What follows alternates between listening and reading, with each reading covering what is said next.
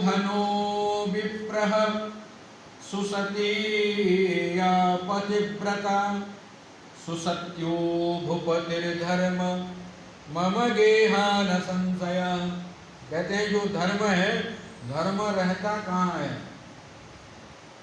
वैसे कोई कहेंगे मैं तो झोपड़ी में रहता हूँ, कोई कहेंगे मैं तो बिल्डिंग घर में रहता हूँ, मैं मंदिर के बगल में रह रहा हूँ। तो ये हम लोगों की रहने की जगह है, लेकिन धर्म कहाँ रहता है? तो यहाँ वेद व्यास लिखते हैं जो तपस्वी विप्र है, विप्र तो है लेकिन तपस्वी है, सती है, पतिव्रता है, जो राजा सत्य का आचरण करने वाला है, धर्म कहता है कि उस जगह पे मैं रहूं, और उस जगह पे धर्म की वृद्धि होती है। मैं खुश होता हूं और उस जगह पे शांति और क्षमा भी रहती है। जहाँ धर्म रहेगा उस जगह पे शांति भी रहती है और क्षमा भी रहती है। और लोग ढूंढते रहते हैं शांति नहीं है, शांति नहीं। अरे भाई, केवल सोचने से थोड़ी शांति आ जाएगी। आप धर्म मार्ग पर चलिए तो स्वाभाविक आपके जीवन में शांति आएगी, शांति कभी छूटेगी नहीं।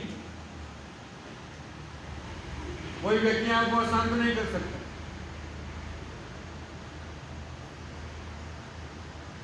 और पांडव लोगों को किसने रक्षा की? धर्म ने। लाक्षागृह में आग लगा करके जलाना चाहता था दुर्योधन, लेकिन उस जगह से बच निकले। द्रौपदी के वस्त्राहरण होने जा रहा था, नहीं कर पाए। भीम को विष दे करके मारना चाहते थे, लेकिन नहीं मार पाए।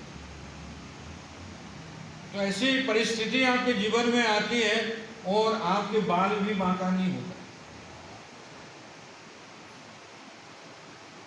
तो उसमें जो रक्षक है वो स्वयं धर्म है। तो इसलिए पतिव्रता स्त्री है, सत्य का आचरण करने वाले राजा है, तपस्वी है, विप्र है, धर्म में जो लगा हुआ है, सत्य का आचरण करने वाला है, उस जगह पे स्वयं विष्णु का वास होता है। यहाँ बहुत सुंदर बातें कहे हैं। तो उस समय धर्मराज को सत्य कहते हैं कि आप इस अबला स्त्री की रक्षा करो। और जहाँ ये दोनों पड़े हुए हैं तो कुछ ना कुछ तो काम बिगाड़ेंगे, कुछ ना कुछ काम बिगाड़ेंगे। तो इसलिए सत्य धर्म को आदेश देते हैं कि आप उनकी रक्षा करो। अब ठीक उसी समय आकाश में एक, माने कौवा सोच लीजिए, शकुनस्य प्रभावेन भर्तुश्चागमनेन च दुष्टैर्नष्टा न भूयेत स्वस्थचिता न संशय। उस समय एक पक्षी आकर के उनके घर में बैठता है। इसमें लिखते हैं शकुनी उस पक्षी का नाम। और वैसे भी घर में आकर के कौवा जब काव काव करता है तो लोग सोचते हैं कोई ना कोई आने वाला, कोई जो अपना है, कोई प्रिय है, उसका संदेश लेकर के आया। तो उस समय एक पक्षी आकर के घर के ऊपर बैठ करके जब चिल्लाने लगता है, धर्म ने उस समय एक ब्राह्मण को भेजा। और वो ब्राह्मण उनके घर में जब आता है तो ब्राह्मण को देख करके शुक्ला पूछती है कि ये पक्षी क्या कहना चाहते हैं, क्या कह रहा है। तो उस समय कहते हैं आपके पति 7 दिन के अंदर आने वाले हैं, ये बताता है। बहुत दिन से वो तीर्थाटन में चले गए, तीर्थाटन में चले गए थे। वो भी महसूस कर रही थी कि कहाँ चले गए, कोई खबर नहीं है, कोई जानकारी नहीं है। तो जैसे ही ये बात सुनती है वो खुश हो जाती है। पति पति होते, अपने होते। वस्तु भर्तुश्चागमनं वृते तवैव सुभगे स्थिरा दिनसप्तकमध्ये स आगमिष्यति नान्यथा। दिनसप्तकमध्ये स आगमिष्यति, 7 दिनों के बीच में आपके जो पति है भर्तुश्च आगमनं वृते, आपके जो भर्ता है, पति है, वो आ रहे हैं, ये संदेश दे रहा है ये पक्षी।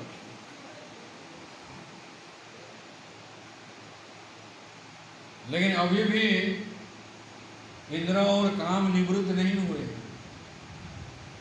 अब व्यक्ति किसी के पीछे जब पड़ जाता है ना, दूसरे अस्त्र का प्रयोग करता है।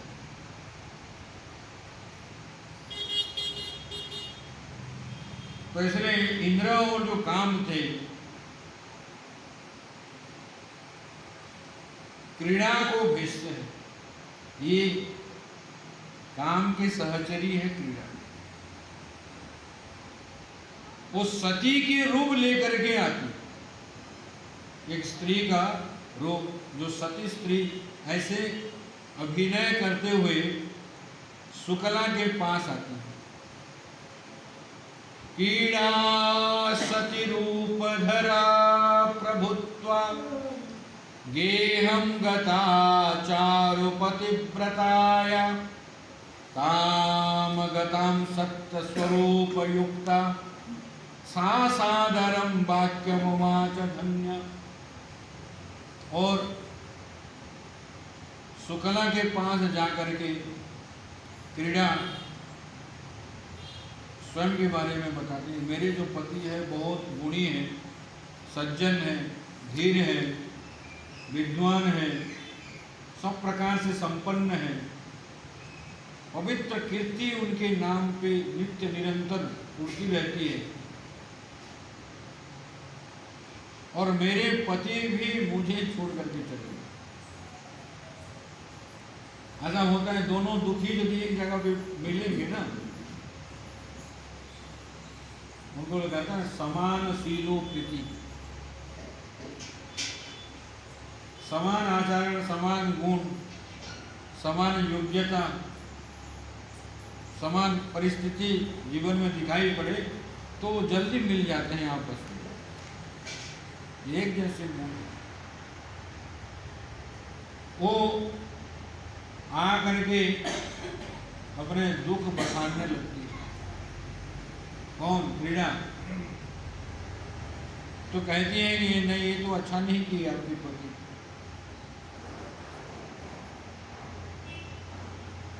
लेकिन मेरे पति मेरे साथ में है, ये कौन कहती है? शुक्ला। भले वो दूर चले गए, क्यों? क्योंकि नित्य निरंतर मैं उनके चिंतन करता हूं। अगर जो पास में भी वो यदि चिंतन नहीं करता है तो दूर में है। और कितने दूर में भी है, आपका चिंतन यदि चल रहा है तो आपसे वो दूर कहाँ गए, आपके साथ में ही।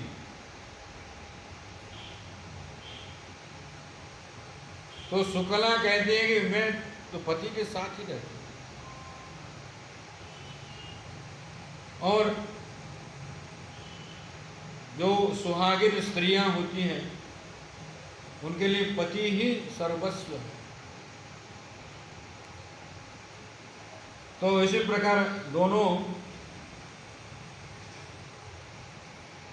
जब बातचीत कर रही है तो उस समय वो मार्ग से हटाने के लिए,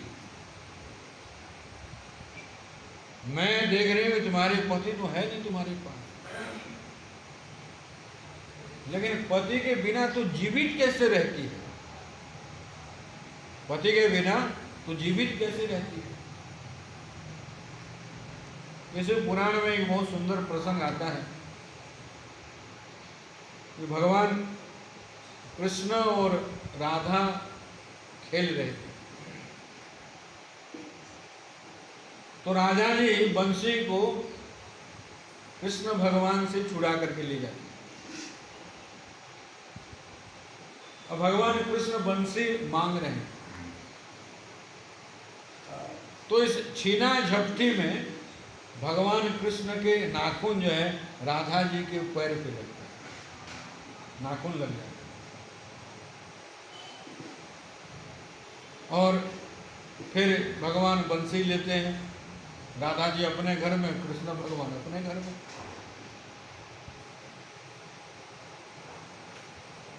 और वो जो घाव है सूखता नहीं है, घाव सूखता नहीं है। अब भगवान कृष्ण गोप लीला करके, वृंदावन की लीला करके मथुरा जा चुके हैं, लेकिन तभी भी वो घाव जो है हरा भरा, और उसको छुपा करके रखती थी, उसको छुपा करके रखती थी। तो एक दिन एक सखी देख लेती है, एक गोपी देख लेती है कि अरे ये घाव कैसे, और भी सखियां पीछे पड़ जाती है कि बताओ कहाँ ये घाव आपका हो गया, कैसे हुआ। तो कहते हैं एक बार हम लोग खेल रहे थे और भगवान कृष्ण के नाखून जो है पैर में लगे। अरे भगवान कृष्ण को जा करके कितने दिन हो चुके हैं, तुम्हारे घाव नहीं सूख रहे हैं अभी। वो तो कब से कब, कितने दिन हो चुका है, जा करके सालों हो चुका है। मैं सूखने दूंगी तभी तो घाव सूखेगा। उसमें जब पपड़ी लग जाती है उसको फिर मैं निकाल देती हूँ। क्यों? क्योंकि उनका चिंतन मैं करती रहती हूँ, याद के रूप में है, मैं दिन रात उसकी याद कर रहा हूं।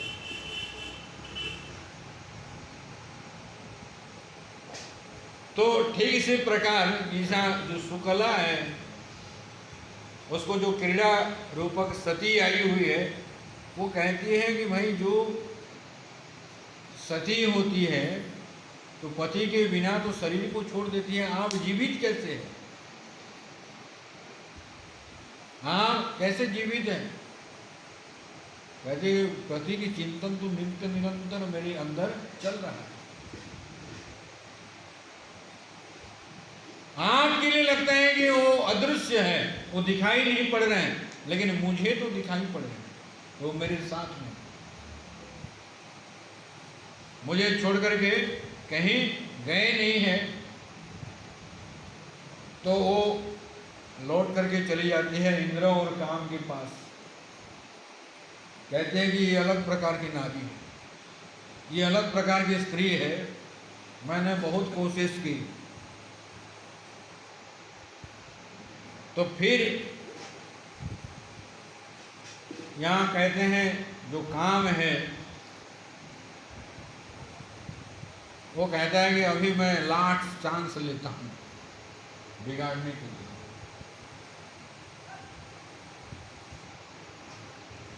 और काम के 5 बाण हैं, शब्द स्पर्श रूप रस गंध। 5 बाणों से व्यक्ति को काम मारने के लिए कोशिश करता है, रास्ता से भटकाने के लिए कोशिश करता है।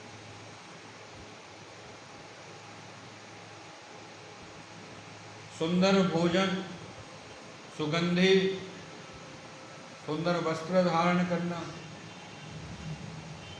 सुंदर रूप, ये सब है।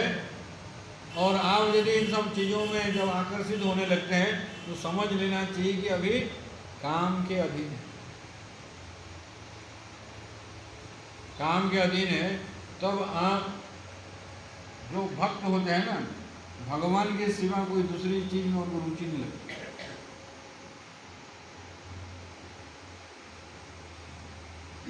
भगवान ही सुंदर है, बाकी कोई चीज सुंदर नहीं। तो इसलिए दोनों पीछे पड़ते हैं, लेकिन दोनों के दोनों बिगाड़ने में असमर्थ हो जाते हैं।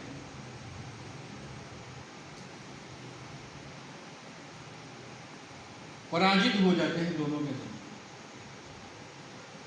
देखो, ये धर्म का बल है कि जहां इंद्र भी आपको हिला नहीं पाता है, काम भी आपको हिला नहीं पाता।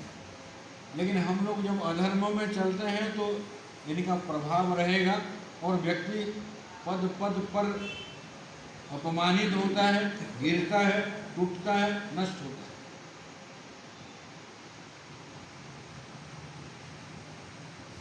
तो दोनों के दोनों पराजित हो गए।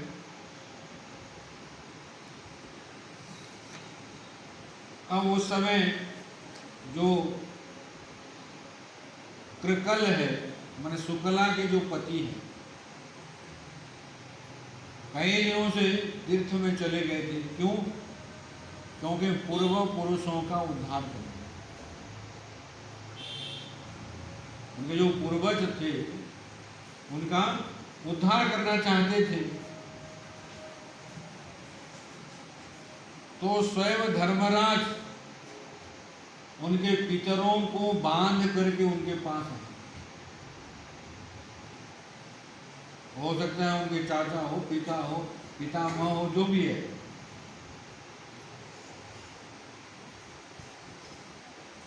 तो यहाँ कहते हैं, तावत् प्रत्यक्ष रूपेण बद्ध्वा तस्य पितामहान् पुरतस्तस्य संवृते नहि ते पुण्यमोत्तमम्। कहते हैं प्रत्यक्ष रूपेण बद्ध्वा तस्य पितामहान्, वो जिनके उद्धार करना चाहते थे उन सब पितामहों को बांध करके धर्मराज उनके सामने ले आए, कृकल के पास। और उस समय वो जो रूप उसमें दिखाए हैं, एक विकराल पुरुष था। उसको कहते हैं, अरे मैंने इतने तीर्थ किए लेकिन इनका उद्धार अभी तक नहीं हुआ। मैं इन्हीं के लिए घर छोड़ करके आया था, इन लोगों का उद्धार हो, और अभी ये तो बंधन में पड़े हुए हैं।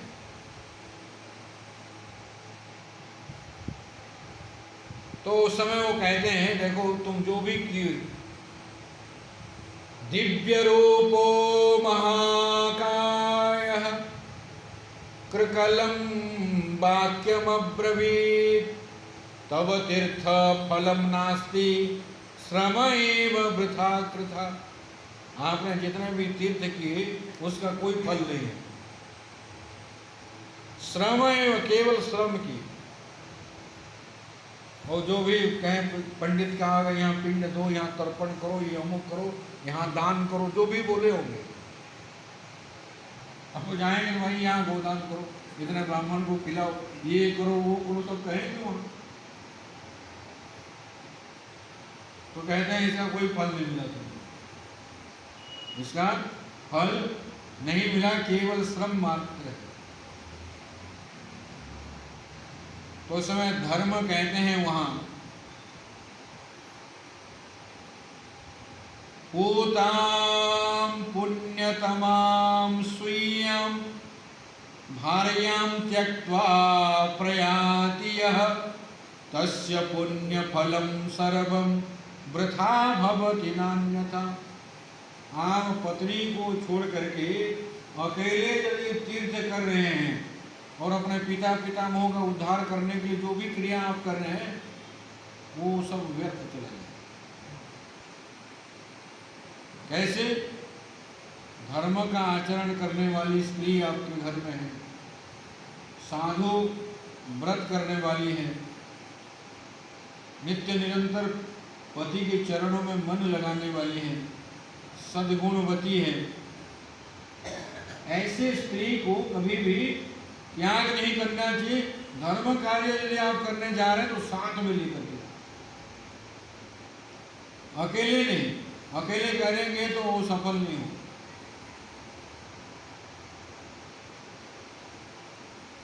और जो आप जा करके कुछ करना चाहते थे घर में करेंगे तो फल आपको मिल जाएगा। आप सोच रहे हैं कि नहीं बद्रीनाथ में जा करके मैं करूँ, मैं रामेश्वरम में जा करके पत्नी को लेकर नहीं जाऊँगा, मैं अकेले चला जाऊँ। वो ये वेद व्यास जी महाराज बता रहे हैं।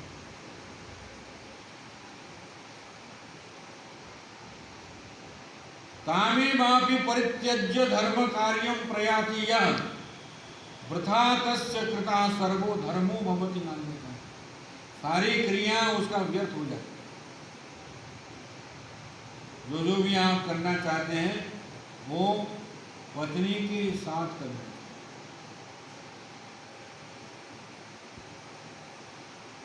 यज्ञों को साक्षी रखने के कारण ही उनका नाम पति पड़ता है।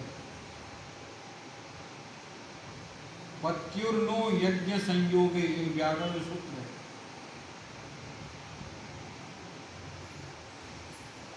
उसका अभिप्राय धर्म अर्थ और काम जो है ना, पति पत्नी मिल करके करते हैं। कोई भी आप धर्म करो, अर्थ भी आपस में एक भाव भी होना चाहिए। आप चोरी करने जा रहे हैं, पत्नी का नहीं ऐसा मत करो, हैं तू क्या जानती है, कहीं से भी मैं ला रहा हूँ, पत्नी मना कर रही है कैसे मत करो, तो मानना पड़ेगा भाई वो आपको, आपकी सहधर्मिणी है, अर्धांगिनी है। गलत काम मत करो, गलत रास्ते में मत जाओ, गलत संग मत करो, वो जरूर बताएगी। लेकिन उनकी बात को आप अनसुना करके यदि चलते हैं उस रास्ते में तो हानि तो होगी आपको। अच्छा, तारा बाली को सदुपदेश देती है, बाली मानता नहीं तो मारा गया कि नहीं? रावण भी मारा गया। मंदोदरी को समझाई लेकिन माना नहीं। तो पत्नी आपको हर समय साथ देने वाली है और गलत पद से आपको उबारना चाहती है, कहीं गलत मार्ग में नहीं जाए।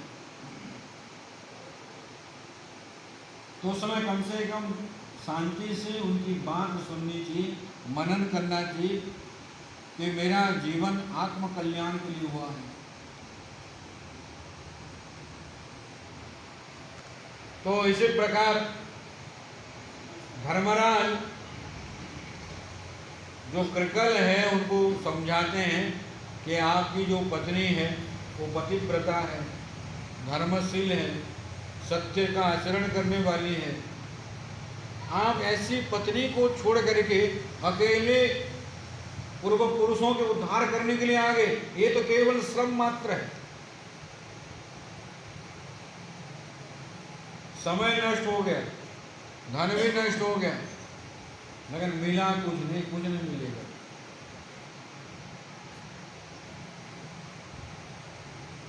तो इन्हें धर्मराज धर्माचार पराम पुण्यम साधो व्रत परायणम पतिव्रतरतां भार्यां सुगुणं पुण्यवत्सलां तामिवापि परित्यज्य धर्म कार्यं करोति यः वृथा तस्य कृतः सर्वो सर्वो कृतः वृथा तस्य। जो कृत्य आपने किया वो सब व्यर्थ हो गया। लोगों को दिखाने के लिए तो आप कह सकते मैंने ये किया, अमुक जगह किया, ये मिला, ऐसा ऐसा क्या, वो क्या, लेकिन पत्नी के बिना वो सब व्यर्थ हो। पत्नी भी यदि साथ में जाए तो वो सार्थक हो जाए। साथ में पत्नी रहे तो वो सार्थक होगा, ये बता रहे हैं यहाँ। तो इसी प्रकार यहाँ कहते हैं ऐसी पत्नी यदि घर में है तो स्वयं विष्णु भगवान वहाँ निवास करते हैं। उस घर में सारे देवता आकर के बसते हैं। जो ऋषि महर्षि हैं वो भी अदृश्य रूप में उस जगह पे रहते हैं। सारे तीर्थ चल करके उस जगह पे आ जाते हैं। ये यहाँ कहने का अभिप्राय, जो पतिव्रता स्त्री है उसकी महिमा बता रहे हैं कि उस जगह पे भगवान रहते हैं, देवता रहते हैं, ऋषि रहते हैं, तीर्थ रहते हैं, और आप बाहर जा रहे हैं। अरे सब तो घर के अंदर है। अब उनको छोड़ करके जो पुण्य चाहते हैं पुण्य मिलेगा नहीं। और यहाँ विचार करना चाहिए, पति भी अकेला नहीं घूमना चाहिए और पत्नी भी अकेली नहीं घूमनी। मैं मिल करके जो भी आप करना चाहते हैं साथ साथ करें, और एक साथ करेंगे तो उसके जो फल होगा वो महत् फल होगा, और वो फल भी अविनाशी मिलेगा।